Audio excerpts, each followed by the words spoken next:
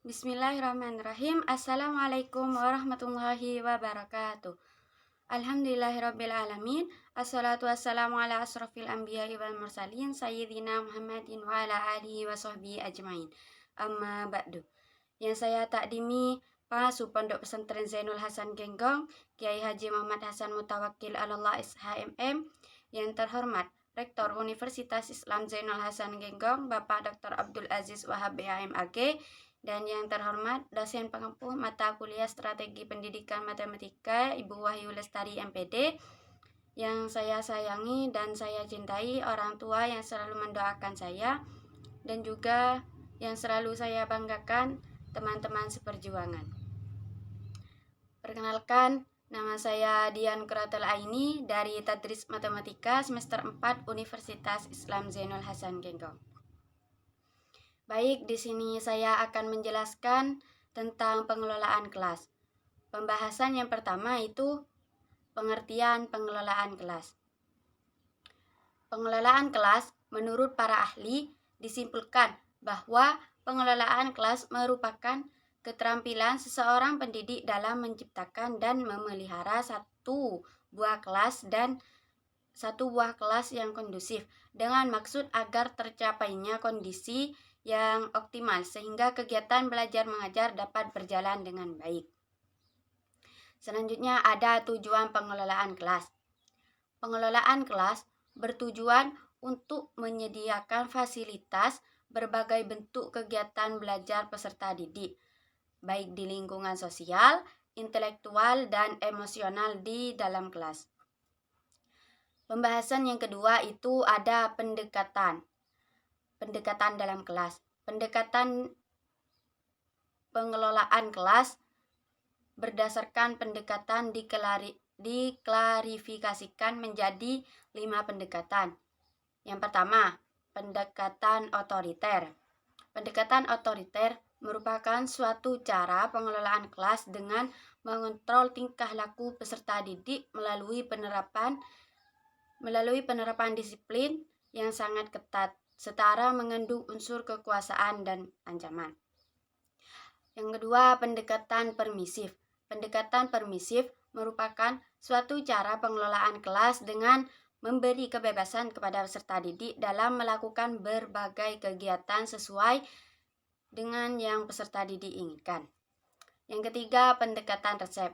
Pendekatan resep merupakan cara pengelolaan kelas dengan memberi peserta didik satu daftar yang tepat mengembangkan apa yang harus dan tidak boleh dikerjakan selama pembelajaran. Yang keempat, pendekatan pengajaran.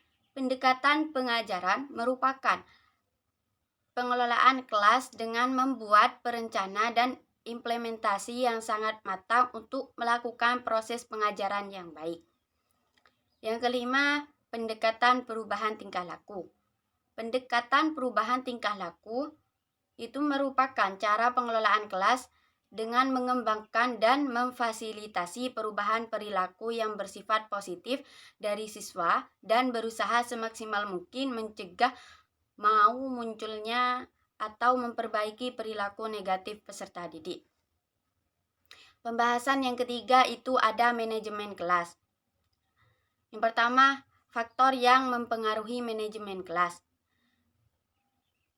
Faktor yang pertama yaitu kondisi fisik, dan yang kedua kondisi sosio-emosional. Dua, itu ada sikap pendidik dan pendekatan digunakan dalam pengelolaan kelas.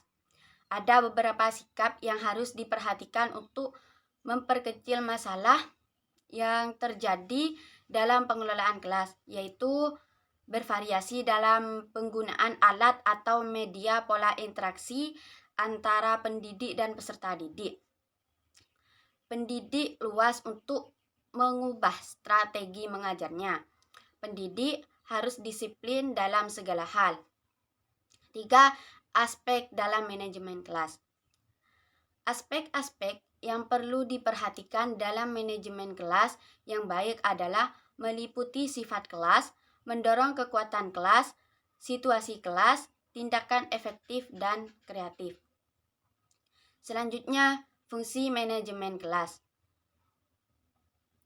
Fungsi manajemen di dalam kelas meliputi merencanakan, mengorganisasi, menentukan sumber daya dan kegiatan-kegiatan yang dibutuhkan untuk mencapai tujuan organisasi, merancang dan mengembangkan kelompok kerja yang berisi individu yang mampu membawa organisasi pada tujuan, menugaskan seseorang dalam suatu tanggung jawab atau fungsi tertentu, mendelegasikan wewenang kepada seseorang. Selanjutnya yang terakhir ada masalah dalam manajemen kelas. Masalah dapat kita lihat dari sisi sifat masalah, jenis masalah, dan sumber masalah. Pembahasan yang terakhir ada lingkungan kondusif. Ada dua faktor penentu terjadinya suasana lingkungan kondusif.